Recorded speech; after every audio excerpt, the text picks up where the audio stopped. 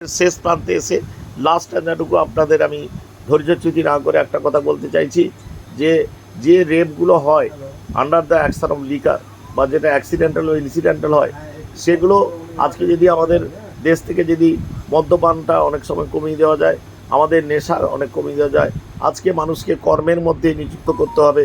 আজকে আপনারা জানেন idol brain is the Devil's workshop. আজকে যারা রেপ করে কিছু লোক মানে মদ্যপ অবস্থায় জীবন ভোগ করছে, পর্যাপ্ত পরিমাণ তাদের সুপারফ্লুয়াস পয়সা থাকার জন্য জীবনটাকে তারা উপভোগ করে, মদ খেতে খেতে তারা পার্সোনাল নির্বিচার হারিয়ে ফেলে। তারা তাই রাস্তায় কোনো অসহায় মেয়েকে দেখলে আমাদের সিকিউরিটি আজকে 48 বছর, আজকে 78 বছর ভারত স্বাধীন হওয়ার পরে আজকে রাস্তাঘাটে মধ্যরাত্রে আমাদের মেয়েরা বাড়ি ফিরতে পারবে না কেন? এটা আমাদের প্রশ্ন। কেন পারবে না?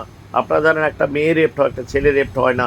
তাই প্রত্যেকটা মেয়েদেরও বলবো, তোমরা মা রাস্তাঘাটে মেয়েদের সেফটি বজায় রেখে করো, মেয়েদের আত্মরক্ষা করো। প্রত্যেকটি মেয়েকে বলবো তোমরা আত্মরক্ষার জন্য তোমরাও আজকে শরীর শিক্ষার সঙ্গে ক্যারাটে শেখো এবং আত্মরক্ষার জন্য যে বিভিন্ন রকম শেখো।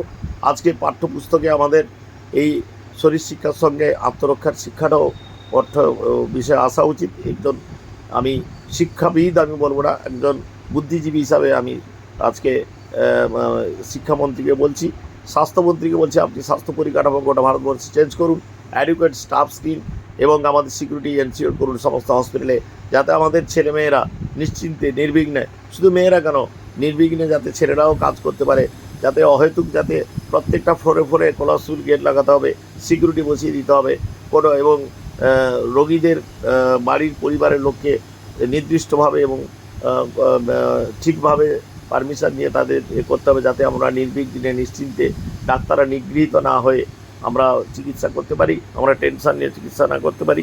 এই যে আমরা উপযুক্ত প্ল্যাটফর্ম পেয়েছি, আমরা চাই আপনারা সেই রকম নিয়ম প্রণয়ন করুন যাতে আমাদের সংরক্ষণ সুরক্ষিত হয়, আমরা যাতে সিকিউরিটি এবং সেফটি কাজ করতে পারি। আর সবচেয়ে ভালো যেটা হচ্ছে যারা সুপরিকল্পিতভাবে বা মানে এই যে কুচক্রী অর্থাৎ যেসব দুর্নীতিগ্রস্ত মানুষরা সুপরিকল্পিতভাবে যেসব রেপ বা মার্ডার করে সেগুলো যাতে দৃষ্টান্তমূলক শাস্তি দিয়ে বন্ধ করা যায়, তাই জন্য মহামান্য সুপ্রিম কোর্ট বা শীর্ষ আদালত তথা আমাদের মানে যেসব মানে আমাদের প্রধান বিচারপতি ওয়াইবি চন্দ্রচূড় থেকে আরম্ভ করে মনোজ মিশ্র থেকে আরম্ভ করে পাদ্রিওয়ালা থেকে আরম্ভ করে যারা ডিভিশন বেঞ্চে আছে এবং অন্যান্য দেশের মানুষের কাছে 140 কোটি মানুষের কাছে সনির্বদ্ধ অনুরোধ, আপনারা এই অন্যায়ের বিরুদ্ধে প্রতিবাদক হোক, এই মানে দুষ্কৃতিকারীদের যত শীঘ্র সম্ভব চিহ্নিত করে তাদের দৃষ্টান্তমূলক শাস্তি দিন।